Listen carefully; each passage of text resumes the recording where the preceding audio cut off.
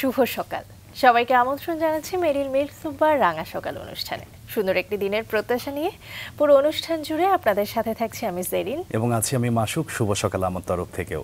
প্রিয় দর্শক, সুন্দর সকালে আমরা সুন্দর অতিথি নিয়ে এবং গঠনমূলক আলোচনা নিয়ে আসলে চলে এসেছি। আজকে তার গল্প শুনবো, কিন্তু তার আগে যাচ্ছি জেরিনের কাছে। জেরিন, শুভ সকাল। মাসুক, শুভ সকাল। কেমন আছো? একসাথে হয়ে গেল।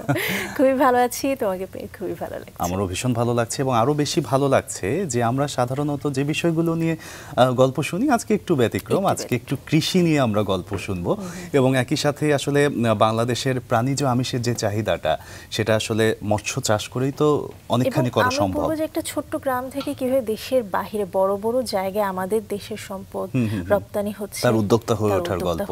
চলো, কে আছে দর্শককে জানাই। চলো। প্রিয় দর্শক, আমাদের আজকে রাঙা সকালের অতিথি উদ্যোক্তা আব্দুল্লাহ আল মামুন। চলুন তাকে স্বাগত জানাই। শুভ সকাল। শুভ সকাল আপনাদেরকে। কেমন আছেন? জি আলহামদুলিল্লাহ ভালো।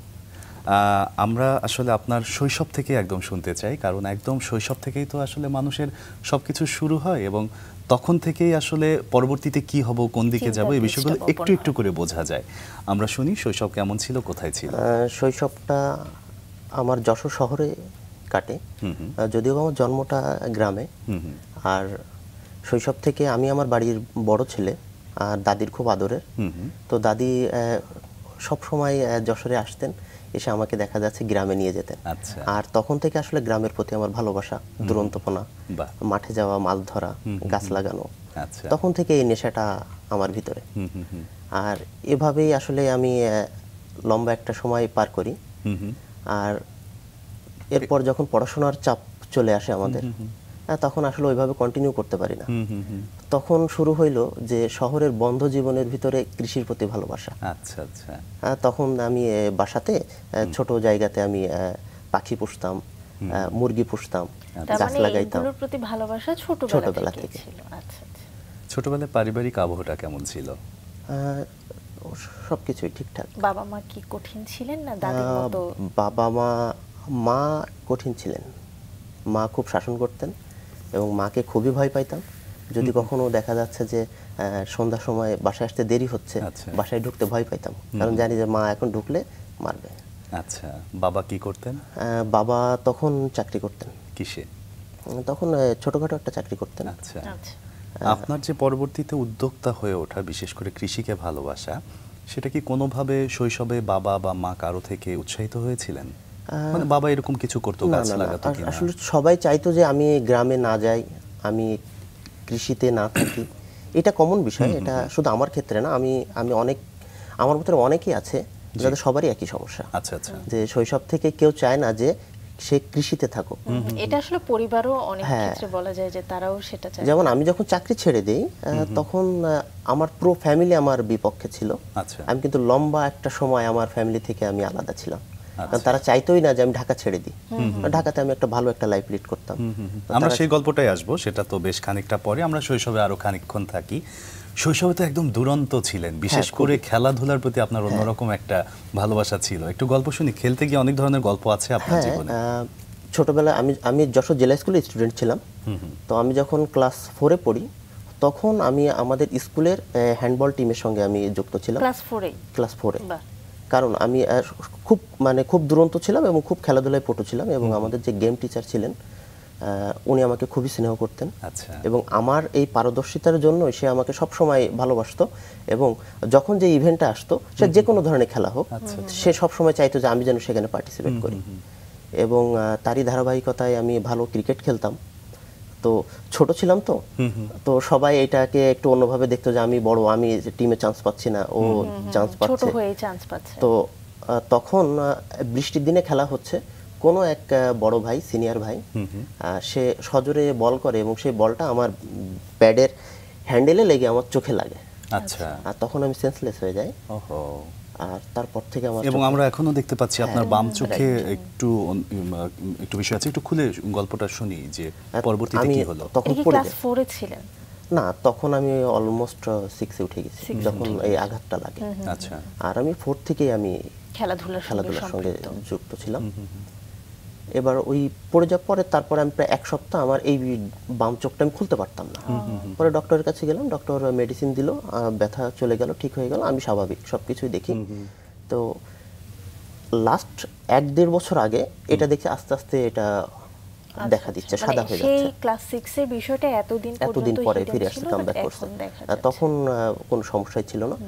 পরে আমি ডক্টর মুখলিসুর রহমানকে দেখালাম, তো উনি বলল যে কর্নিয়ার নিচে ব্লাড জমে গেছে, তো এটা লেজারের একটা সার্জারির মাধ্যমে এটা ঠিক হয়ে যাবে।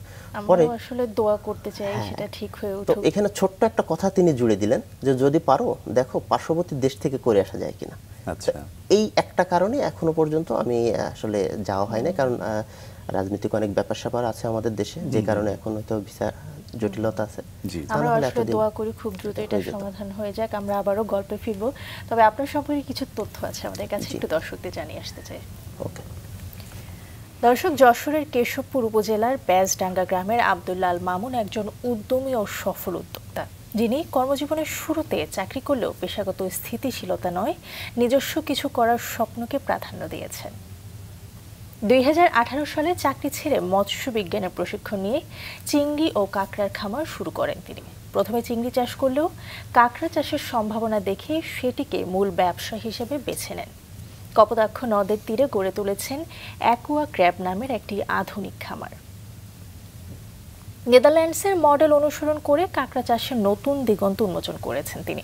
বর্তমানে তার খামারে 73,000 প্লাস্টিক বক্সে কাঁকড়া চাষ হচ্ছে, যার বেশিরভাগই নরম খোলসের কাঁকড়া, যার উচ্চ আন্তর্জাতিক চাহিদা রয়েছে। এই খামারে একই সঙ্গে কাঁকড়া ও চিংড়ি চাষ হচ্ছে, যা খাদ্যচক্র ও জায়গার সর্বোত্তম ব্যবহারের এক অনন্য উদাহরণ। বর্তমানে কাঁকড়া রপ্তানি হচ্ছে অস্ট্রেলিয়া, কোরিয়া, মালয়েশিয়া ও চীনে। দর্শক, ফিরে যায় আবার অতিথির কাছে। আপনার ছোটবেলার গল্পগুলো শুনছিলাম, একটু জানতে ইচ্ছে করছে যে আপনারা কয় ভাই বোন ছিলেন? আমরা 3 ভাই বোন নাই। আপনি কি সবার বড়? আমি সবার বড়। সবার বড় ছিলেন। ছোট 2 ভাইয়ের মধ্যে আপনার বয়সের পার্থক্য কেমন ছিল? আমার 6 বছরের ছোট হচ্ছে আমার মেজোটা, আর তার 4 বছরের ছোট হচ্ছে ছোটটা। আচ্ছা, সম্পর্কের জায়গাটা কেমন? আমরা 3 ভাই বলা যায় বন্ধুর মতো। এবং সবথেকে মজার বিষয় হচ্ছে যে আমরা শয়তানি করলেও 3 ভাই একসঙ্গে করতাম, কিন্তু বয়সের পার্থক্যটা আমাদের অনেক বেশি। এখনো পর্যন্ত কি শয়তানি করা হতো? যেমন দেখা যাচ্ছে যে কেউ একজন আমার ছোট ভাইকে কিছু বলছে, তো আমি যেহেতু দুরন্ত ছিলাম, তো 3 জনে মিলাই তারে যে দেখা যাচ্ছে পিটাই আসছে, এরকম কিছু করছি। দেখা যাচ্ছে যে ছোট ভাই কোনো জায়গায় গেছে, একটা গাছের পাতা ছিঁড়ছে, তো সে তাকে বকা দিছে, ও যায় দেখা যাচ্ছে যে তার যে একটু বকা দিয়ে আসছে বা কোন একটা ছোটখাটো একটা ক্ষতি। বেশ দারুণ ছিল, এখনো পর্যন্ত। বাহ, এটা তো খুব দারুণ। আপনি যশোর থেকে দিনাজপুরে কতদিন পর চলে এলেন? আমি যখন ক্লাস 7-এ উঠি, তখন বাবার একটা চাকরি হয়, তখন হচ্ছে পানামা পোর্ট লিংক লিমিটেড, এটাতে ল্যান্ড পোর্ট, যেটা বাংলাদেশের দ্বিতীয় স্থলবন্দর, ওইখানে বাবা ক্যাশিয়ার হিসাবে চাকরি পায়। তো তখন আমার চলে যাওয়া ওখানে। আচ্ছা, ফুল ফ্যামিলি নিয়ে ওখানে চলে যাওয়া ক্লাস 7-এ। যশোর থেকে দিনাজপুর চলে যাওয়ার পর বিভিন্ন ধরনের পরিবর্তন, যেমন বন্ধু মহলে পরিবর্তন, স্কুল পরিবর্তন, বা নিজে যে ঘরটাতে যে খাটটাতে শুতাম সেই জায়গাগুলোতেও পরিবর্তন। এই পরিবর্তনটা কেমন লাগছে? আমার সর্বপ্রথম আমি যখন দিনাজপুরে পা দেই, তো সর্বপ্রথম আমরা 3 ভাই আসলে খুবই ফ্রেন্ডলি, আগেই বলছি। তো 3 ভাইয়ের একটা কমন সমস্যা তৈরি হলো। আমরা যখন গেলাম সকালে ব্রেকফাস্টের পর আমরা চিন্তা করতেছি যে আমরা এইখানকার বই পড়বো কিভাবে, কারণ আঞ্চলিকভাবে তাদের ভাষাগত একটা টান আছে, এবং সেই টানটা আমাদের কাছে বড়ই অদ্ভুত লাগছে। কারণ আমরা একটা জায়গা থেকে নতুন একটা জায়গায় গেছি, আমরা যেভাবে কথা বলতেছি তাদের কথা বলার ধরনটা টোটালি আলাদা। এখন এই চিন্তাটা আমাদের 3 জনকে ঘিরে খাচ্ছে যে আমরা এখানে ভর্তি হব এবং এখানকার বই আমরা কিভাবে পড়বো, এই টেনশনে আমাদের আর ঘুম হচ্ছে না। বইয়ের ভাষাটা এখানে পরিবর্তন হয়ে যাচ্ছে এরকম ভাবছিলেন। আসলে ছোটবেলায় এরকম কত ভাবনাই থাকে, তাই না? জানেন, ভাষা নিয়ে বেশি, সত্যিই তাই। তো তারপর যখন আমরা স্কুলে গেলাম, তো স্কুলে যাওয়ার পরে সবাই আমাদের দিকে তাকিয়ে থাকতো যে আমরা কিভাবে কথা বলি, আর আমরাও তাদের দিকে তাকিয়ে থাকতাম তারা কিভাবে কথা বলে। তো এই জিনিসটা অ্যাডজাস্ট করতে অনেক সময় লাগছে। তো তারপর আস্তে আস্তে সেখানকার পরিবেশের সঙ্গে খাপ খাওয়ানো, এবং আস্তে আস্তে সেখান থেকে বইয়ের যে ভয়টা, বই ভীতি যেটা ছিল সেটা ঠিক হলো তো? হ্যাঁ, যেদিন ভর্তি হইলাম সেদিন বই দেখার পরে মনে হইলো, বাট সমস্যাটা এখানে ছিল আমি বইতে পড়তেছি যেটা, বাট আমার শিক্ষক আমাকে যেটা বলতেছে এটা ডিফারেন্ট, একটু কমিউনিকেশনে একটু ইয়ে হতো।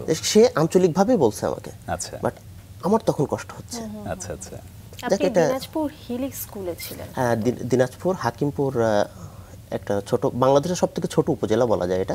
এখানে হিলি পাইলট উচ্চ বিদ্যালয়, এখান থেকে আমার এসএসসি কমপ্লিট 2008 কিন্তু আমার মনে হয় যে আপনার জন্য ওই পরিবেশটা দারুণ ছিল, কারণ আপনি ছোটবেলায় প্রাকৃতিক পরিবেশের মধ্যে মানে বড় হয়েছেন বা হতে চেয়েছেন, সেখানে পোর্টের আশেপাশে থাকতে পেরেছেন। এবং সবথেকে মজার বিষয় এখনো পর্যন্ত খুব সাজানো গোছানো জায়গাটা, যেদিকে তাকানো যায় মানে দিগন্ত জোড়া মাঠ, দেখলে মন ভালো হয়ে যায়। সত্যি তাই। উত্তরের আসলে একদমই আলাদা একটা সৌন্দর্য আছে, যেটা নিশ্চয়ই আমাদের অতিথি দেখেছেন। আপনার কাছে একটু জানতে চাইবো যে খুব ভালো হ্যান্ডবল খেলতেন, এবং হ্যান্ডবল খেলতে গিয়ে আপনি বাংলাদেশ বিমান বাহিনীর হয়েও খেলেছেন, বিষয়টা খুবই আনন্দের। যখন আমি ইন্টারমিডিয়েট কমপ্লিট করি, তারপরে আমাকে আমার সেই টিচারই আমাকে সুযোগটা করে দেয়। আরও একটা মজার বিষয় হচ্ছে, দিনাজপুর যে মহিলা কলেজ ছিল, সেই মহিলা কলেজের, যদিও বা একটু ক্লিয়ার করি, ওইখানে যে আপনার মহিলা যে দল ছিল, সেই দলের কোচ ছিলাম আমি একসময়।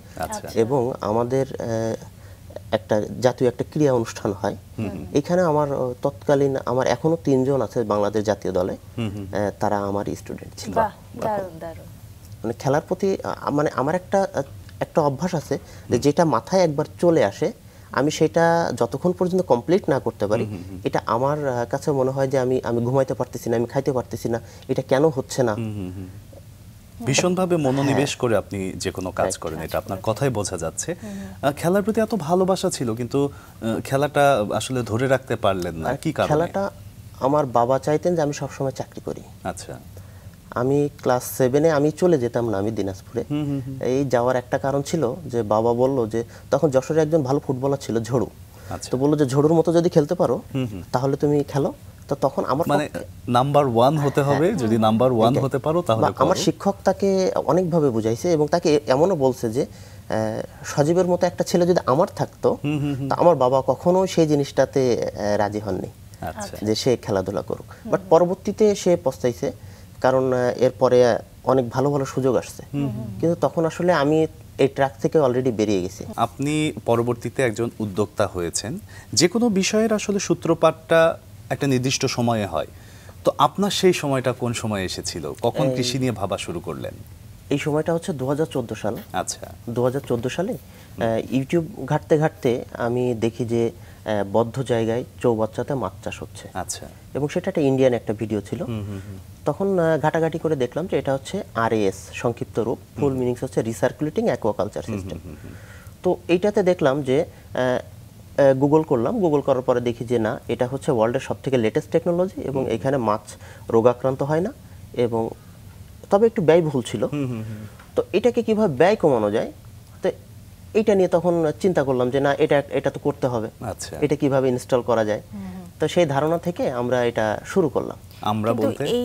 আমরা বলতে আমার যে ভাইয়ের কথা বলছি, যে মেডিকেলে যে পড়ে, ও আর আমি দুজন মিলে তখন চিন্তা করলাম যে আমরা এটা শুরু করি, দেখা যাক কি হয়।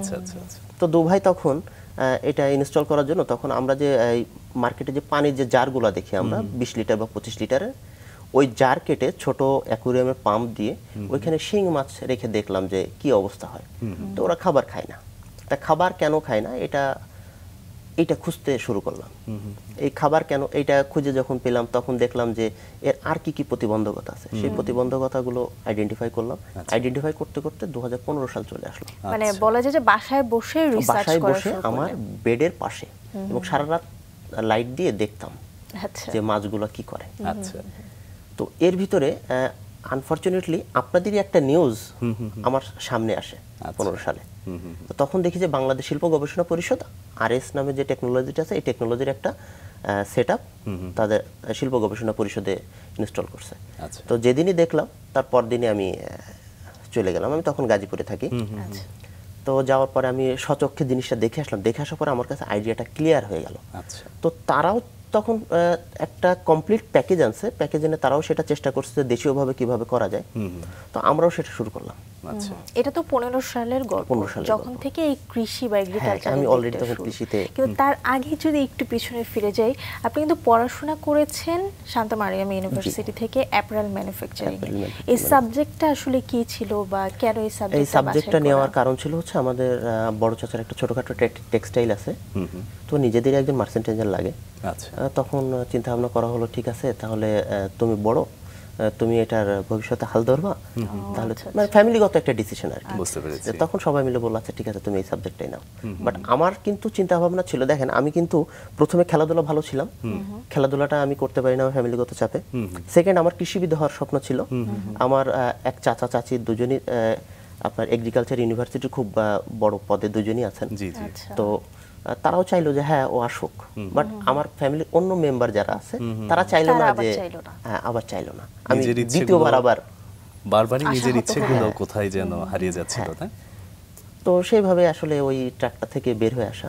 আপনার এসএসসি তো দেয়া দিনাজপুর থেকে, আর এইচএসসি কোথায় ছিল? দিনাজপুর থেকে, দিনাজপুরের কলেজ থেকে। পরবর্তীতে সেখান থেকে ঢাকায় চলে আসা। সেটাও ফ্যামিলি চেয়েছিল, পড়াশোনা করবে। 4 বছর মানে আপনি যে সাবজেক্টটা নিয়েছেন সেটা নিশ্চয়ই আপনার পছন্দের ছিল না, ফ্যামিলির চাপে বলতে পারেন। বা 4 বছর কেমন পড়াশোনা করলেন ওই সাবজেক্টে, কতটুকু উপকার? আসলে মনের বিরুদ্ধে যে কোনো কাজ যখন করা হয় তখন সেখানে আনন্দ থাকে না। তো আমার ঠিক তাই হয়েছে। আর এই কারণে আমার ওইখানে আমার কোনো ফ্রেন্ড সার্কেল গড়ে ওঠেনি কখনো। আমি গতানুগতিক আমার যাওয়ার কথা আমি যাইতাম, আমার দরকার ছিল তখন আমার শুধু একটা সার্টিফিকেটের প্রয়োজন ছিল। আমার কাছে মনে হয়েছিল কারণ এই জ্ঞানটা, এই শিক্ষাটা তখন আমার কাছে একদমই ভালো লাগতো না। বাবা মাকে বোঝানো সম্ভব হয়নি যে আমি এই বিষয়টা নিয়ে পড়তে চাই না, আমি অন্য কোনো বিষয়ের প্রতি আগ্রহী? আমার দিক থেকে সন্তান হিসেবে চেষ্টা করেছিলেন? হ্যাঁ, আমার দিক থেকে আমি সর্বোচ্চ চেষ্টা করছি। আচ্ছা, ইভেন আজকের এই দিনেও আমার মা এখনো চায় না যে আমি আমার গ্রামে থাকি, যেটা করছেন সেটা আমি ওখানে না থাকি। সে চায় যে আমি চলে আসি, আমি ঢাকা কেন্দ্রিক চলে আসি। আসলে মানুষের ভালো লাগার সাথে এমন একটা সংযুক্তি থাকে যেখান থেকে আসলে অনেক বাধা বিঘ্ন চড়াই উতরাই থাকলেও মানুষ না দিন শেষে সেই জায়গাটায় এসেই পৌঁছে। যেমনটা আসলে এটাই সত্যি আমার কাছেও মনে হয় যে যেটা চাই আমরা কোনো না কোনো এক সময় সেই জায়গাটায় পৌঁছে যাই। আপনি আসলে তার বাস্তব উদাহরণ, যে মন থেকে কিছু চাইলে অবশ্যই পাওয়া যায়। অবশ্যই। আর আমি একটা মেসেজ দিতে চাই যে প্রত্যেকটা ছেলে মেয়ে সবারই উচিত তার ইমোশনের জায়গাটাতে কাজ করা, তাহলে তাকে সফলতার পিছনে ছুটতে হবে না। সে যদি তার ভালোবাসার জায়গাটা খুঁজে বের করতে পারে, সেই জায়গাটাই কাজ করে, সফলতা তার কাছে ধরা দিবেই। জোর করে কোনো কিছু চাপাই দিলে আসলে সেটা হয় না, নিঃসন্দেহে। এবং সেখানে 4 বছর পড়াশোনার পরে হয়তো আপনি একটা চাকরিতে জয়েন করেছিলেন। তখন আমি পড়াশোনা যখন আমার শেষ হয় নাই, তখন মিস্টার ক্রুপ্পো, ওনার সঙ্গে আমার পরিচয় হয় আমাদের ভার্সিটিতে। আমি একটা ইন্টার্নশিপের কারণে, তো উনি C&A-তে ছিলেন। আপনার C&A তো প্রসিদ্ধ একটা বায়ার। তো C&A স্যাম্পল সেকশনে তখন তার মাধ্যমে আমি জব শুরু করি। আচ্ছা, এই জব করতে করতে তখন পরিচয় হইল আরও একজনের সঙ্গে। সে বলল যে তুমি এখানেই না করে এর থেকে বেটার স্যালারি। কারণ তখন আমার মাথায় একটা জিনিস ছিল, অলমোস্ট তখন কিন্তু আমি 14 সালে কিন্তু আমি কিন্তু এই রিসার্কুলেটিং অ্যাকোয়াকালচার নিয়ে কাজ করতেছি। তখন আমার কিন্তু 14 সালের ঘটনা। হ্যাঁ, আমার কিন্তু মানি প্রয়োজন ছিল তখন দেখলাম যে আচ্ছা ঠিক আছে, এই স্যালারিতে তো আমার এখন সম্ভব না, আমার তো বেশি টাকার দরকার। তখন আমি কি করলাম, আচ্ছা তার প্রপোজালে আমি রাজি হয়ে গেলাম। যে তখন আমি যমুনা গ্রুপে আমি জয়েন করি। তখন একটা ভালো একটা স্যালারি আমি পাই। আর সেই স্যালারির বেশিরভাগ টাকাটাই আমি খরচ করতাম হচ্ছে এই রিসার্চের পিছনে। আর এখানে অনেক কিছু নষ্ট করতে হয়েছে, কারণ তখন বাংলাদেশে কোনো কিছু ছিল না, সবকিছু মডিফাই করে তৈরি করে নেওয়া লাগছে। আচ্ছা, এই জায়গাতে একটা প্রশ্ন করি যে রিসার্চের বিষয় যেহেতু আসলো, রিসার্চ করতে গেলে আসলে কিছু অভিজ্ঞতা লব্ধ হতে হয়। এটা গুগল থেকে সংগ্রহ, সবকিছু কি গুগল থেকে? আমরা যখন একদম বিনা প্রশিক্ষণে, কারণ আমি কার কাছে যাব, আমি যখন কোনো মৎস্য কর্মকর্তার কাছে যাব, সেই বিষয় সম্পর্কে জানে না, বা এখনো পর্যন্ত কোনো মৎস্য কর্মকর্তা জানে না যে অ্যাকোয়াকালচার সিস্টেমে পন্ডের প্রিপারেশন কি হবে সে জানে, বাট একটা ট্যাঙ্কের প্রিপারেশন কি হবে সে জানে না। তো তখন আমার গুগলের সাহায্য নেওয়া ছাড়া আমার কোনো অপশন ছিল না। ইচ্ছা থাকলে উপায় হয়, এটা হচ্ছে তার প্রমাণ। আর তার পরবর্তীতে এইটা নিয়ে যখন আমরা কাজ করি, তখন বিএলসিতে আপনার একটা প্রোগ্রাম হয় বিটস ফর বিলিয়নিয়ার। তো সর্বপ্রথম এখানে আমরা এই গ্রান্টটা জিতি। এটা আমরা 62% ভোট পেয়ে আমরা ইন্টারন্যাশনালি আমরা সেকেন্ড হই তখন। এটা আসলে 14 সালের কথা না 15 সালের কথা? এটা তখন অলমোস্ট প্রায় 16 শেষে। আচ্ছা, মানে এইটার সঙ্গে কিভাবে যুক্ত হলেন আরেকটু ডিটেইলসে যদি? আমরা যখন অ্যাকোয়াকালচার নিয়ে কাজ করছি, তখন এই আপনার বিভিন্ন প্রোগ্রাম হয় যে কৃষি উদ্যোক্তাদেরকে নিয়ে, এবং সেটা দেশের ভিতরেও কিছু প্রোগ্রাম হয় এবং ইন্টারন্যাশনাল কিছু কম্পিটিশন হয়। তো এটা বিটস ফর বিলিয়নিয়ার, এটা হচ্ছে দক্ষিণ আফ্রিকার একটা কম্পিটিশন। তো সেখানে আমরা বিএলসির মাধ্যমে সেখানে আমরা অংশগ্রহণ করি। তো সেখানে আমরা 62% ভোট পেয়ে আমরা সেকেন্ড পজিশন। মানে সমগ্র বাংলাদেশের মধ্যে না সমগ্র পৃথিবীর মধ্যে? না, বাংলাদেশ না, এটা দেখা যাচ্ছে। আর ফার্স্ট হয়েছিল অস্ট্রেলিয়া সেটাতে। আচ্ছা আচ্ছা। এরকম একটা জায়গা থেকে যখন আমরা ভালো একটা গ্রান্ট পাই। আপনার প্রজেক্টটা আসলে কি ছিল? এই মাছ চাষের প্রকল্প, এই প্রকল্পটা নিয়ে। কারণ আমাদের মাথায় তখন একটা ছিল যে আমরা ঢাকা শহরে প্রত্যেকটা বাড়িতে একটা ছাদ আছে। শাইখ সিরাজ স্যারের একটা প্রোগ্রাম ছিল ছাদ বাগান। তো আমাদের চিন্তা ভাবনা ছিল এই প্রত্যেকটা ছাদ কেন একটা ছোটখাটো একটা মৎস্য সেক্টর হবে না কেন? এইটা নিয়ে আমরা একটা ডিজাইন ডেভেলপ করি। এই ডিজাইনটা তাদের পছন্দ হয়। আচ্ছা, আপনি এবং আপনার ভাই? না, তখন আমার ভাই আর তখন আমার সঙ্গে নাই। তখন আমরা একটা গ্রুপ, দেখা যাচ্ছে যে R&D করতেছি আমি, আরেকজন দেখা যাচ্ছে তার আইওটিতে ভালো দক্ষ, মানে যে কাজে দক্ষ, এরকম একটা টিম তৈরি করি আমরা। সেই টিম ওয়ার্কের একটা টিম গঠন করে আপনি সেটাকে নেতৃত্ব দিয়ে এই কম্পিটিশনটায় অংশগ্রহণ করলেন এবং পুরো ওয়ার্ল্ডের মধ্যেই আমি বলবো যে দ্বিতীয় অবস্থান অর্জন করলেন। দারুণ একটা বিষয়, অভিনন্দন আপনাকে, চমৎকার সুন্দর অর্জন এটা আমি বলবো। পরবর্তীতে আপনার নুরুল হকের সাথে দেখা হওয়ার অভিজ্ঞতা যেটা, সেটা একটু যখন এই মাছের পোনা সংগ্রহের জন্য আমরা যখন ময়মনসিংহে যাই, তখন আমরা যখন যে জায়গাটাতে যাই তখন দেখি যে ব্রহ্মপুত্র হ্যাচারি। তখনও জানতাম না যে এটা মৎস্য গবেষক নুরুল হক স্যারের প্রজেক্ট। তখন যাওয়ার পরে যখন ভদ্রলোককে দেখলাম, তখন আমার কাছে মনে হইলো যে আমি যেন মানে অনেক মানে আমার আশার থেকে অনেক বেশি কিছু আমি হাতে পেয়ে গেছি। তখন স্যারকে আমি সবকিছু বললাম যে স্যার এই বিষয়ে আমি এটা করছি।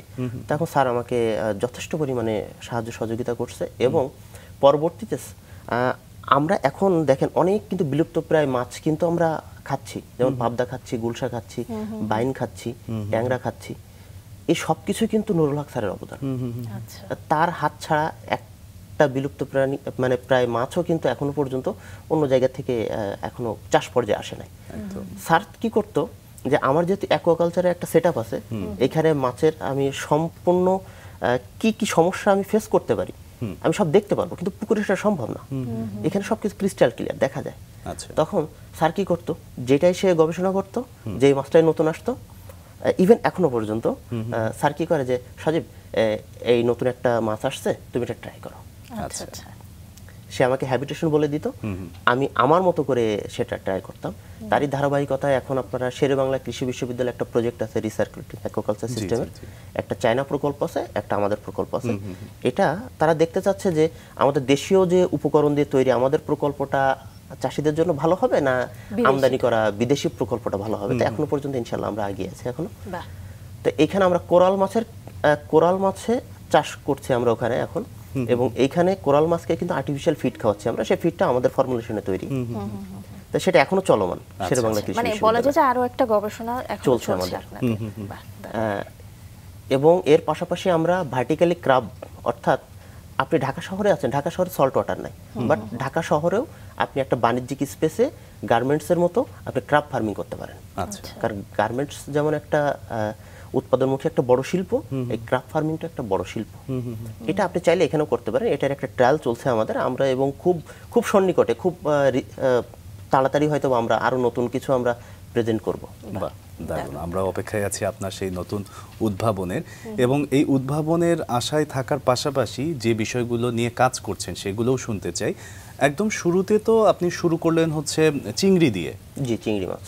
আচ্ছা, একটু গল্পটা শুনি যে চিংড়িকেই পছন্দ করলেন যখন আমরা ওই গ্রান্ট পাইলাম তখন আমাদের এই টিমের ভিতরে নাজমুল নামে একটা ছেলে ছিল, ওর বাসা ছিল হচ্ছে কুমিল্লা। আচ্ছা, তখন ও বললো যে ভাই আমাদের এখানে পুকুর আছে, তো ঢাকাতে তো পুকুর নাই, তো বললো যে চলেন আমরা এখানে মাছ চাষ করি।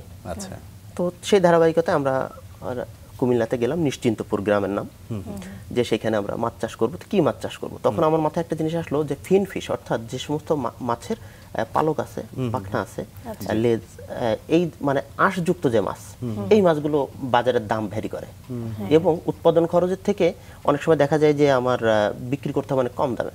তো বললাম যে এমন কোনো মাছ চাষ করা যাবে না যেখানে আমাদের লস হইতে পারে। তখন আমরা চেষ্টা করলাম যে আচ্ছা ঠিক আছে, তাহলে আমরা চিংড়ি মাছ চাষ করি। চিংড়ি মাছ এখানে হবে, প্রথম কথা ছিল এই, চিংড়ি মাছ কি এখানে হবে? আচ্ছা ঠিক আছে, দেখা যাক, আমরা চেষ্টা করি। তো তখন চিংড়ি মাছ সম্পর্কে মোটামুটি একটা ধারণা ছিল, যেহেতু মৎস্য সেক্টর নিয়ে কাজ করছি। তো চিংড়ি মাছ সংগ্রহ করলাম যশোর থেকে। সংগ্রহ করার পর সেখানে চিংড়ি মাছ ছাড়া হলো, এবং ওইখানে ছোট ছোট ক্রাবলেট ছিল, অর্থাৎ কাঁকড়ার বাচ্চা, ক্রাবলেট বলে এটাকে, ক্রাবলেট ছিল। তো আমি কিছু ক্রাবলেট সঙ্গে আনলাম। তো বলে ভাই এটা কি করছে, এটা কি আনছেন আপনি? যেমন যে এটা কাঁকড়ার বাচ্চা, দেখা যাক কি হয়। আচ্ছা, তো কাঁকড়ার বাচ্চা ওখানে ছাড়া হইলো, চিংড়ি মাছ আমরা হারভেস্ট করছি। এটা কিন্তু সম্পূর্ণ কিন্তু মিষ্টি পানিতে ছিল।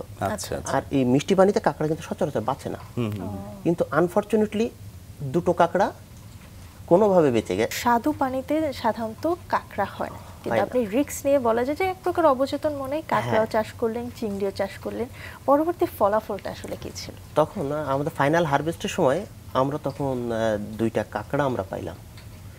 তো মাছ আলটিমেটলি আমরা মাছ বাজারে নিয়ে যাব যখন একদম হারভেস্টের শেষ পর্যায়ে, তখন 5-5.5 কেজি বা 4-5.5 কেজি এরকম একটা অ্যামাউন্টের একটা মাছ আমরা বাজারে নিয়ে গেলাম শেষের দিন। চিংড়িটা কি গলদা চিংড়ি? গলদা চিংড়ি। আচ্ছা আচ্ছা, এবার এইটা যখন নিয়ে গেলাম, সঙ্গে কাঁকড়া দুটো নিয়ে গেছি। তো দেখলাম আমাদের চিংড়ি বিক্রি হলো, তখন যে প্রাইস ছিল মার্কেটে 800 টাকা করে আমি বিক্রি করলাম, চিংড়ি মাছ বিক্রি করলাম। আমার দুটো কাঁকড়া বিক্রি হলো 2600 টাকা। আচ্ছা, এইটা তখন আমার মাথায় হিট করলো, আচ্ছা। যে কাঁকড়ার এত দাম। কারণ আমরা ওজন কেমন ছিল কাঁকড়া দুটোর? ওইটা তখনকার হিসাবে বললে তো আমি বলতাম যে দুটো কাঁকড়া হয়তো 1100-1200 গ্রাম ওজন ছিল। আর এখন তো এটা গ্রেডটা আমরা বুঝি।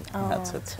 এটা তখন আমরা বিভিন্ন জায়গায় কিন্তু আমরা সি ফুড হিসাবে কিন্তু ক্রাব খেয়ে থাকি, কিন্তু আসলে টেস্টি যে ক্রাব, এই ক্রাবটা কিন্তু আমরা সচরাচর কিন্তু পাই না। এটা সম্পূর্ণ কিন্তু রপ্তানিমুখী। আমরা সমুদ্র থেকে যে ক্রাবগুলো পাই, এটা আসলে সেরকম টেস্টে নিজস্ব কোনো স্বাদ নাই তার। মশলার সঙ্গে আসে তখন স্বাদ। তো তখন এই ক্রাব নিয়ে এবার মাথায় ঢুকে গেল যে ক্রাবের কি আছে সেটা দেখতে হবে। আচ্ছা, বাট ওই প্রজেক্টে কি আপনাদের লাভ হয়েছিল? জি, চিংড়ি মাছে আমাদের লাভ। আচ্ছা, কতজন বন্ধু ছিলেন ওই টিমে? দুইজনই চাষ করেছিলেন, তার মানে বলা যায় ভালোই ছিল। একদমই। যেহেতু উদ্যোক্তা হিসেবে চিংড়ি মাছ দিয়েই আপনার উদ্যোক্তা জীবনের শুরু হলো, সেই জায়গা থেকে উদ্যোক্তাদের একটা প্রশ্ন থাকে যে যারা নতুন স্টার্ট আপ করতে চায় তারা কিভাবে স্টার্ট আপ করবো, বা আপনি চিংড়ির ঘেরটা কি নিজস্ব অর্থায়নে করলেন নাকি কি বিষয় ছিল? ছোটখাটো পরিসরে ছিল, সেখানে অনেক বেশি ইনভেস্টমেন্টের প্রয়োজন ছিল না তখন। বাট আমাদের দরকার ছিল একটা বিগ নলেজ।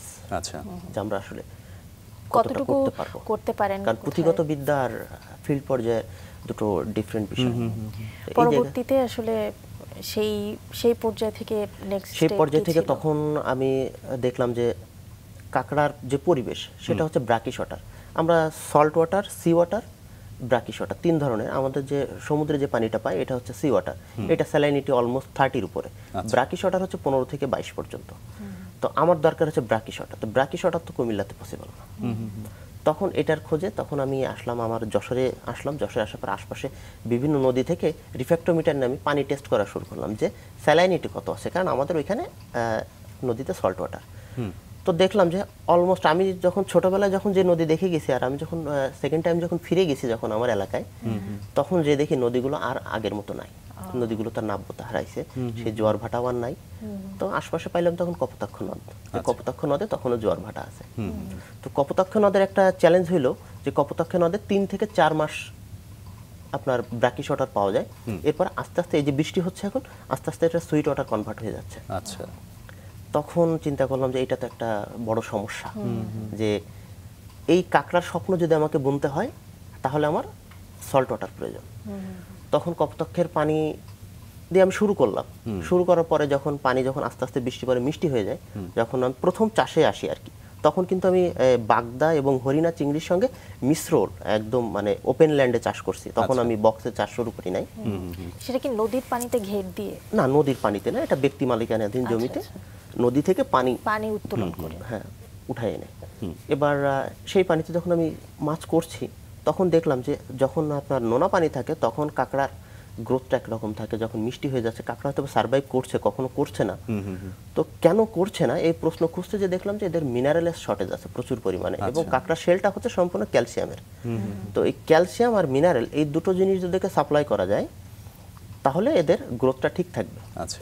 তো এর ভিতরে ঘুরতে ঘুরতে এই সফট শেলের যে বক্স, এটা তখন অলরেডি সাতক্ষীরাতে বিভিন্ন জায়গায় এই বক্স সিস্টেমে চাষ হচ্ছে। তখন আমি এটা জানি না।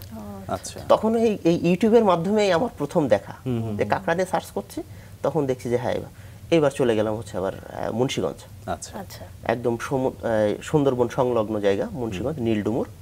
এই নীলডুমুর চলে গেলাম, যে সেখানে যে এই চাষ দেখলাম, এই বক্স দেখলাম, মিনারেলের ব্যবহার দেখলাম, এবং কি কি লাগে একটু তথ্য ওখান থেকে নিয়ে এসে আমি সেটা এবার এক্সপেরিমেন্ট করা শুরু করলাম। দেখলাম যে না, এটা হচ্ছে।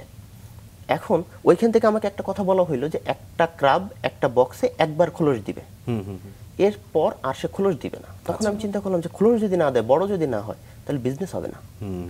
আর আমার এইখান থেকে সফট শেল তখন মানে তৈরি করা পসিবল না, কারণ আমাকে তখন এটা বিক্রি করতে গেলে তখন আমাকে মুন্সিগঞ্জ বিক্রি করতে হবে, যে ট্রান্সপোর্ট ব্যবস্থা, এই ট্রান্সপোর্টের কারণে সফট শেল নষ্ট হয়ে যাবে, কারণ এটা আমাকে জীবিত অবস্থায় মুন্সিগঞ্জ পাঠাইতে হবে। তো তখন আমি বললাম যে যা আছে কপালে, দেখা যাক কি হয়। তা আমি একটা মোল্টিং না, আমি সবার কথা উপেক্ষা করে আমি 3000 বক্সে, আমার 73,000 বক্সের 3000 বক্স হচ্ছে সর্বপ্রথম আমার কেনা। এই 3000 বক্সে আমি হার্টশেল ক্রাব আমি উঠাইলাম, এবং চাইনিজ একটা অনুষ্ঠান আছে ক্যান্টন ফেয়ার, এই ক্যান্টনকে টার্গেট করে উঠাইলাম। আমি অ্যাটলিস্ট এটা জানতাম যে আমার এখন আমি লোকাল মার্কেটে ছোট কাঁকড়া বিক্রি করলেও আমার লস হবে, বাট ক্যান্টনে এটার দাম থাকে 4 গুণ 5 গুণ বেশি। আমি ক্যান্টনকে টার্গেট করে তুললাম যে না, আমি যে ইনভেস্ট এখানে করছি সেই ইনভেস্টটা যেন আমার একদম রসাতলে না যায়। তখন আমি দেখলাম যে না, আমার একটা কাঁকড়া সর্বোচ্চ 3 বারও আমি এখানে খোলস দিতে পারছি। আচ্ছা, তার জন্য কিছু ট্রিক্স আমরা অ্যাপ্লাই করছি। সেটা দেখলাম যে মালয়েশিয়ান কিছু নথি পাইলাম যে এদের পা কেটে দেওয়া, পা কেটে দেওয়া বলতে তাকে ব্যথা দিয়ে তার পাটাকে খুলে ফেলা। ও তখন কি করবে, যখন ওর একটা অঙ্গ নাই, ও তো জেনারেট করে, ও নতুন ভাবে আবার ও একটা পা আসবে খোলস দেওয়ার পরে, ও তখন প্রচুর খাবে, আর খাওয়ার পরে ও চাবে যে খুব দ্রুত আমি আমার স্বরূপে ফিরি, আর এই জন্য সে মোল্টিং করবে। আর মোল্টিং করলেই তার বৃদ্ধি ঘটবে। একটা 50 গ্রামের কাঁকড়া একবার মোল্টিং করলে সে কিন্তু আপনার 60 থেকে 70% পর্যন্ত ওয়েট গেইন করে। এবার 70 গ্রামের একটা কাঁকড়া দেখা যাচ্ছে পরবর্তীতে সেটা 100-120 গ্রাম হয়। এই চিন্তা ভাবনা থেকে তখন আমি এর হাত পা ভাঙা শুরু করি। অমানবিক মনে হইতে পারে, বাট এটাই আসলে পদ্ধতি যেটা সেটা তো করতেই হবে। তো সেই পদ্ধতিতে দেখলাম যে না, আমি এখানে একবার না, আমি যতবার চাবো ততবার সম্ভব। তবে পরবর্তীতে মানে বিভিন্ন সময় পার হওয়ার পরে আমি বুঝলাম আমি কাঁকড়া মারা যাচ্ছে, আমি পা কাটছি কাঁকড়া মারা যাচ্ছে। আচ্ছা, কেন মারা যাচ্ছে উত্তরটা তখন আমার কাছে নাই, কারণ একটা কাঁকড়া তার গায়ের খোলসের রং দেখে বুঝতে হয় যে এ খোলস এখন দিবে না 10 দিন পরে দিবে না 1 মাস পরে দিবে। এখন যে কাঁকড়াটা 1 মাস পরে খোলস দিবে তার পাটা আমি যদি কাটি সেটা জেনারেট হবে, কিন্তু যে 10 দিন পরে খোলস দিবে 10 দিনের ভিতরে তার ম্যাচুরিটি আনা সম্ভব না। এইটা বুঝবো কি করে? তখন এইটা নিয়ে ঘাটতে থাকলাম যে কালার দেখেছে না। এখন আমি একটা কাঁকড়া দেখলে বলতে পারি যে এটা কবে খোলস দিবে, কিন্তু এই অভিজ্ঞতাটা তখন ছিল না। এই কারণে কিন্তু তখন অনেক কাঁকড়া লস করছি আমরা। বুঝতে পেরেছি। এখন এসে আমরা এটা বুঝি যে এই কাঁকড়াটা কালকে খোলস দিবে, এই কাঁকড়াটা পরশু দিবে, এই কাঁকড়াটা 1 সপ্তাহ পরে দিবে, এটা 1 মাস পরে দিবে। সেইভাবে আমরা একটা কাঁকড়ার টোটাল হচ্ছে 10টা পা, 2টা ক্ল থাকে, আর 3টা ওয়াকিং লেগ থাকে, আর এই পাশে 3টা 6টা, আর সুইমিং লেগ থাকে হচ্ছে 2টা। এই হচ্ছে 10টা। তখন আমরা এরপর বিভিন্ন রকম এক্সপেরিমেন্ট করছি যে আমি একটা পা কাটলে কেমন ওয়েট গেইন করে, 2টা কাটলে কেমন করে, শুধু সুইমিং লেগ রাখলে কি করে। তো এইভাবে একটা নথি আমরা সংগ্রহ করে আপনি রিসার্চের উপর দিয়ে গিয়েছেন কিভাবে বেটার। এখন এসে আমরা এটাই করি যে যে কাঁকড়াটা 10 দিন পরে দিবে ওর মোল্টিংটা যেন ফাস্ট হয়, ইজি হয়, এজন্য দুইটা কেটে দিই আমরা। আর যার 1 মাস সময় লাগবে তার 3-6টাই কেটে দিই। যার আরো বেশি সময় লাগবে তার সুইমিং লেগ বাদে সবই কেটে দিই। কিন্তু যখন সে খোলস দেয় আপনি দেখলে অবাক হয়ে যাবেন। আপনারা প্রথম আলোতে দেখছেন ওনাদের একটা পিকচার ছিল যে পা কাটা অবস্থায় একটা কাঁকড়া, আর যখন সে খোলস থেকে রিজেনারেট করার পরে সম্পূর্ণ চেঞ্জ হয়েছে। এবং তখন আপনার যে ক্যান্টন ফেয়ার উপলক্ষে যে কাঁকড়াগুলো চাষ করেছিলেন সেই ক্যান্টন ফেয়ারে দিতে পেরেছিলেন কিনা? হ্যাঁ, আমরা তখন ক্যান্টন ফেয়ারে দিলাম, এবং আমাদের সেটা কি সম্পূর্ণ চায়নাতে গিয়েছিল? থার্ড পার্টি মাধ্যম, বাট সেটা আমার টার্গেট ছিল যে ক্যান্টনেই দিব আমি। তো ওই ক্রাব তখন আমরা মার্কেট থেকে কিনে আনছিলাম 280 টাকা কেজি, আর আনফরচুনেটলি আমি তখন ক্রাব বিক্রি করি 3000 টাকা কেজি। আচ্ছা, বাহ, চমৎকার। প্লাস্টিকের বক্সে যে কাঁকড়া উৎপাদন করছেন আপনারা, এই কাঁকড়া চাষ এটাকে কি ইউরোপিয়ান পদ্ধতি বলা হচ্ছে? রাইট। আচ্ছা, এই ইউরোপিয়ান পদ্ধতিতে কাঁকড়া চাষের সুবিধাগুলো কি কি একটু শুনি। একই জায়গায় অনেক বেশি বক্স রাখা যায়। আমি যদি ল্যান্ড বেস করি তো ল্যান্ড বেসে ওটা সারফেস দখল করে, তো দেখা যাচ্ছে যে আমি 1 বিঘা জায়গায় আমি সর্বোচ্চ হয়তো 1000 কাঁকড়া দিতে পারবো। কিন্তু এই ইউরোপিয়ান এই টেকনোলজি যখন আমি অ্যাপ্লাই করব তখন 1 বিঘা জায়গায় আমি 10,000 বক্স দিতে পারবো, 9 গুণ বেশি। বক্স অনুযায়ী পরবর্তীতে কি করলেন? মানে ক্যান্টন ফেয়ার হলো যখন তখন কিছু অর্থ আসলো, এই অর্থের টাকায় তখন আমার যে জলকার যেটা আমার রিসার্চ সেন্টার ছিল সেটা 52% মাত্র। তারপরে আমি একটা বড় জায়গা নিলাম। ভাড়া নেওয়া ছিল সেটা? হ্যাঁ, ভাড়া নেওয়া, এখনো ভাড়া নেওয়া জায়গায়। আচ্ছা আচ্ছা। এরপর আমরা সেই টাকা এবং আমাদের গ্রান্টের টাকাটা এবার আমরা ব্যাংক থেকে আমরা। গ্রান্টের অ্যামাউন্টটা কত ছিল বা ডিটেইলস একটু শুনি। 23 লাখ টাকা ছিল। প্রথমে 8 লাখ পেয়েছিলেন? ওই 8 লাখ টাকাটা আমরা তো আগে আমরা রিসার্চ পারপাস আমরা বিভিন্ন জায়গায় আমরা খরচ করছি এটা। পরবর্তীতে আবার 23 লাখ পেলেন, সেটা দিয়ে আবার নতুন করে সেটাকে পুঁজি হিসেবে এই কাকড়া সফটশেল কাকড়ার পিছনে আমরা ইনভেস্ট করলাম। পরবর্তীতে কত বক্স নিলেন বা পরের স্টেপগুলো একটু শুনতে চাই। এরপরে আমরা 10,000 বক্স নিয়ে আসলাম। তার আগে 3,000, এই 13,000 হলো। এই 13,000-এর উপরে আমরা 1 বছর থাকলাম। এখান থেকে মোটামুটি একটা ভালো একটা বিজনেস আমাদের আসলো। কি পরিমাণ লাভ হয়েছিল 1 বছর পরে? খরচ কেমন ছিল, লাভ কেমন ছিল?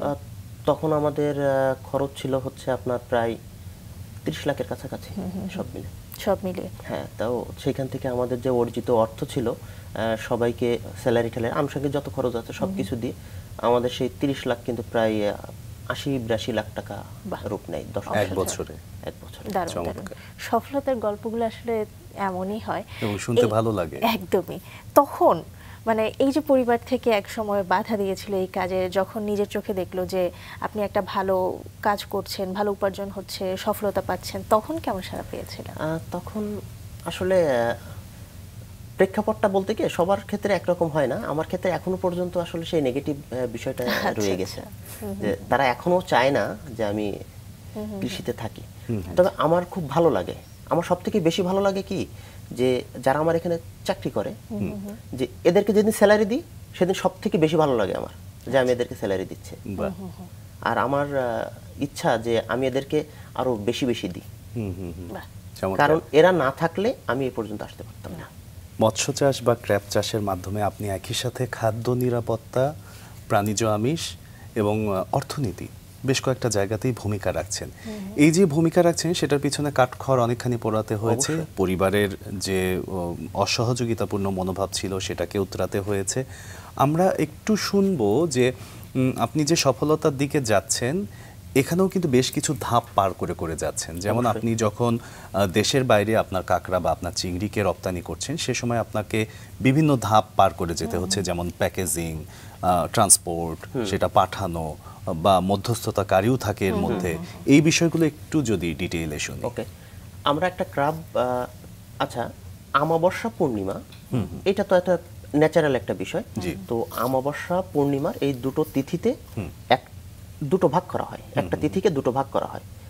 এটা আমরা লোকাল ভাষাতে বলি হচ্ছে গণ, অর্থাৎ একটা হচ্ছে ভাটিগণ, অর্থাৎ আপনার ভরা কাঁঠাল মরা কাঁঠাল সম্পর্কে পড়ছেন হয়তো।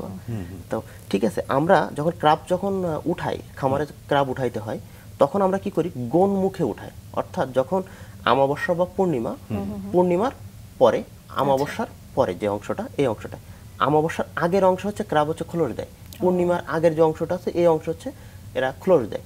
তো আমাদের কাজের দুইটা অংশ। এই ক্রাব উঠানোর পরে আজকে যে ক্রাবটা উঠাইছি এটা কালকেও ক্লোজ দিতে পারে, 3 দিন পরেও দিতে পারে, 1 মাস পরেও দিতে পারে। তো এইভাবে ক্রাবটা যখন ক্লোজ দেয়, এটা আমাদের ল্যান্ডে থেকে আমাদের ওয়ার্কাররা আছে, তারা 3 ঘন্টা পর পর এই ক্রাবের প্রত্যেকটা ইন্ডিভিজুয়াল বক্স চেক করা হয় খুব সতর্কতার সহিত। একটা কাঁকড়া সে যদি আপনার 3 ঘন্টা ক্রস করে বা মানে 4 ঘন্টা পর্যন্ত ধরা যায়, 3 ঘন্টা ক্রস করলে এই কাঁকড়াটা আস্তে আস্তে হার্ড হয়ে যাবে, কারণ পানিতে তো ক্যালসিয়াম আছে, সেই ক্যালসিয়াম তার নিজের বডিতে অ্যাবজর্ব করবে, শক্ত হয়ে গেলে এর কোনো দাম নাই। তো 3 ঘন্টার ভিতরে আমার চেক না করি আমি, তাহলে ক্রাবটা হার্ড হয়ে যাবে। হার্ড হয়ে গেলে এটার ইন্টারন্যাশনাল মার্কেটে কোনো ডিমান্ড নাই। তো খুব দক্ষ জনবল এবং খুব মনোনিবেশ করে কাজটা করতে হয়। ক্রাবটা যখন উঠে গেল, চেক করার পরে এটা আমরা মিষ্টি পানিতে রাখবো, তখন সে ক্যালসিয়াম আর অ্যাবজর্ব করতে পারবে না। এরপর এটা আমাদের প্রসেসিং সেন্টারে ঢুকবে। প্রসেসিং সেন্টারে ঢোকার পর এটা সাইজ বাই সাইজ গ্রেডিং করা হয়, যে দেখা যাচ্ছে যে আপনার 50 গ্রাম থেকে শুরু করে 70 গ্রাম একটা সাইজ, 70 থেকে 100 গ্রাম, 100 থেকে 120, 120 থেকে 150, এইভাবে গ্রেডগুলো আপডেট হচ্ছে। তো এখানে গ্রেডিং করার পরে ক্রাবটা এবার আমরা অক্সিজেনের ভিতরে রাখবো। অক্সিজেন দিলে কি হবে, সে তার গিল থেকে সমস্ত ময়লা, যে পন্ডে বিভিন্ন ধরনের আপনার থাকতে পারে বা তার অর্গানে কিছু ময়লা থাকতে পারে, সে সব কিছু সে রিলিজ করে দিবে মিষ্টি পানিতে। এবার এখান থেকে উঠানোর পরে একটা নর্মাল ওয়াশ করি আমরা। নর্মাল ওয়াশ করার পরে এবার একটা ওজন অর্থাৎ O3 ওজন গ্যাস ইনজেক্ট করা হয়। ওর যাবতীয় কাঁকড়া নিজে কিন্তু প্রোটোজোয়া ক্যারি করে অনেক, তো এই প্রোটোজোয়াগুলোকে কিল করার জন্য ওজন ইনজেক্ট করা হয়। তখন এটা আপনি অনায়াসে আপনি তখন খাওয়ার উপযোগী হবে। তা না হলে দেখা যাচ্ছে যে কোনো না কোনো কারণে সমস্যা হইতে পারে। এরপর আবার একটা নরমাল ওয়াশ করা হয়। তারপরে এবার হচ্ছে আপনার 10 ppm ক্লোরিন দ্রবণে তাকে আবার ডিপিং করা হয়। এরপরে তাকে আবার আইস বাথ করানো হয়। আইস বাথ করানো হয় এই কারণে সে যেন অজ্ঞান হয়ে যায়। অজ্ঞান না হইলে আসলে তাকে আমরা প্রসেসিং টেবিলে নিয়ে যেতে পারবো না। এরপর আমরা তাকে প্রসেসিং টেবিলে নিয়ে যাব। নিয়ে যাওয়ার পরে এবার এটাকে বাইরের যে ডিমান্ড থাকে যে আমি হাফ কাট নিব, না আমি এটা 4 কাট নিব, না আমি এটা ফুল ক্রাব নিব, সেইভাবে এটা প্যাকেজিং করা হয়। কোনো কোনো ক্ষেত্রে দেখা যাচ্ছে যে বাইরের রিকোয়ারমেন্ট থাকে ready to cook. Ready to কুকের ক্ষেত্রে আমরা বেশ কিছু আইটেম করে থাকি, যেমন crab Rangoon, crab cake, crab meat ball, crab cheese ball, crab tempura, crab nugget. এই আইটেমগুলো আমাদের অ্যাভেলেবেল। এটা আমাদের। আচ্ছা, এগুলো কোথায় পাওয়া যায়? এগুলো আমাদের এখানেই আপনারা ছোট ছোট পিস করে পিস করে আমরা রেডি টু কুক। এবং এগুলো কি শুধু দেশের বাইরের জন্যই তৈরি হয় নাকি? শুধু দেশের বাইরের জন্য। আচ্ছা, দেশের মানুষের আমাদের সহজলভ্যতার জন্য আমরা নিজস্ব দুটো ব্র্যান্ড লঞ্চ করব, কারণ বেশ কিছু রেস্টুরেন্ট আগ্রহী। বর্তমানে যেটা হচ্ছে সি ফুডের চাহিদা বাংলাদেশে প্রচুর বাড়ছে। একটা রেস্টুরেন্ট আছে শিসেল, ওরা গত 20 তারিখে আমাদের কাছ থেকে একটা কোয়ান্টিটি নিয়ে আসছে। আচ্ছা, এবং তারা অনেকেই চাচ্ছে একটু ব্যাপক হারে দেশের মধ্যে এই রেডি টু কুক। এইটার জন্য আমরা দুটো সিস্টেমে যেতে চাচ্ছি। আমরা ফুড কাট করব ব্যস্ততম জায়গাগুলোতে। সেখানের জন্য আমরা ব্লু হোয়াইট নামে একটা ব্র্যান্ড লঞ্চ করতে চাচ্ছি, এবং যেটা আমাদের একটা এলিট ক্লাসের জন্য একটা আইটেম আমরা চাচ্ছি, সেটা হচ্ছে ফিশারম্যান। এই দুটো ব্র্যান্ড নিয়ে আমরা কাজ করছি এখন। আগাম শুভকামনা থাকলো, খুব শীঘ্রই হয়তো এটা মার্কেটে পাওয়া যাবে। আমরা আসলে সেটাই প্রত্যাশা রাখতে চাই। সেই যে ধাপগুলো অতিক্রম করে একদম সম্পূর্ণ প্যাকেটজাত করার পরে আপনারা এটা থার্ড পার্টি এবার আমরা কি করছি, এটাকে কিন্তু এই সফট ক্রাফটটা এবার এটাকে দীর্ঘ সময় সংরক্ষণের জন্য ব্লাস্ট ফ্রিজে রাখা হয়। ব্লাস্ট ফ্রিজ হচ্ছে আপনার খুব শর্ট টাইমে -40 ডিগ্রি টেম্পারেচার সে অ্যাচিভ করে। আমরা যখন বাসা বাড়িতে নর্মাল ফ্রিজে কোনো প্রোডাক্ট রাখি, সেটা কিন্তু ক্রিস্টালাইজ হয়ে যায়, তার সেলটা ভেঙে যায়। সেলটা ভেঙে যায় যখন, তার কোষগুলো যখন ভেঙে যায়, তখন তার স্বাদ নষ্ট হয়। আর যখন খুব শর্ট টাইমে এটাকে যখন ফ্রিজ করা হয়, তখন ক্রিস্টাল ফর্মেটটা গঠন করতে পারে না। এই -40 ডিগ্রি থেকে এরপরে আমরা স্টোরে -18 ডিগ্রিতে রাখি। এরপর এটা 2 বছর পর্যন্ত ভালো থাকে। আর আপনার বাসার যে জিনিসটা আমরা রাখি, সেটা কিন্তু দেখা যাচ্ছে যে আমরা 1 সপ্তাহ পরে কিন্তু সেই টেস্টটা আমরা পাই না। এটা এরপর এবার প্যাকেজিং, ইন্টারনাল প্যাকেজিং শেষ। এবার যখন এক্সপোর্টে যাবে, তখন এটা ককশিটে করে এটা তো একদম ড্রাই ফরম্যাটে থাকে, কারণ যখন এটা -40-এ থাকে একদম ড্রাই, এটা 48 ঘন্টা পর্যন্ত ঠিক এইভাবেই থাকবে। আর এরপরে এটা যখন যদি শিপে যায়, শিপেও আপনার ফ্রিজিং কন্টেনার আছে। যদি ইয়ারে যায়, ইয়ারে গেলেও আপনার মানে সেটা ফ্রিজিং এর মধ্য দিয়ে যাবে। ঢাকা পর্যন্ত আসা পর্যন্ত বা চট্টগ্রাম যাওয়া পর্যন্ত সেটা ফ্রিজিং ভ্যানেই যাবে। দারুণ। আসলে একদম শুরুতে যারা এই ধরনের উদ্যোক্তা হতে চাইছে, তাদের জন্য আসলে দেশের বাইরে এই যে আপনি পাঠাচ্ছেন আপনার প্রোডাক্ট, এটা কিভাবে কি সিস্টেমে পাঠাতে হয়, এই সিস্টেমটা জানাটা একটু জরুরি। যদি আপনার মুখ থেকে আমাদের কিছু প্রতিবন্ধকতা আছে। জি, যেমন আমরা চাষ করছি অনেক, দেখা যাচ্ছে যে 1000, 2000 বা কয়েক লাখ ছোট বড় মিলায়, কিন্তু এটা রপ্তানি করার যে লাইসেন্সের ব্যাপারটা থাকে, ক্রাবের লাইসেন্স খুব সীমিত, মাত্র 13 জন সারা বাংলাদেশে। আর এই 13 জনের কেউ কিন্তু আপনার চাষি না, তারা হচ্ছে মধ্যস্বত্বভোগী। তাদের মাধ্যমে আমাদেরকে এটা পাঠাইতে হচ্ছে। তো সরকারের উচিত যারা ফার্মার বা যাদের বায়ার আছে, যারা এক্সপোর্ট করতে চায়, তাদের দিকে একটু দৃষ্টি দেওয়া। আরেকটা জিনিস যে আমাদের এই ক্রাবটার সোর্স কিন্তু নেচার। তো নেচার থেকে এখন কিন্তু ক্রাবের সোর্সিং কিন্তু বন্ধ। 3 মাসের একটা আলটিমেটাম চলতেছে আমাদের। এখন ক্রাবের প্রজনন মৌসুম, তো এখন কিন্তু আমাদের ফার্মে কিন্তু ক্রাব খুব সংকট। এই সংকটটাতে যদি হ্যাচারি করা হয় বাংলাদেশে, তাহলে আমাদের এই বিজনেসটা হয়তো আমরা আরো অনেক ডেভেলপ করতে পারব।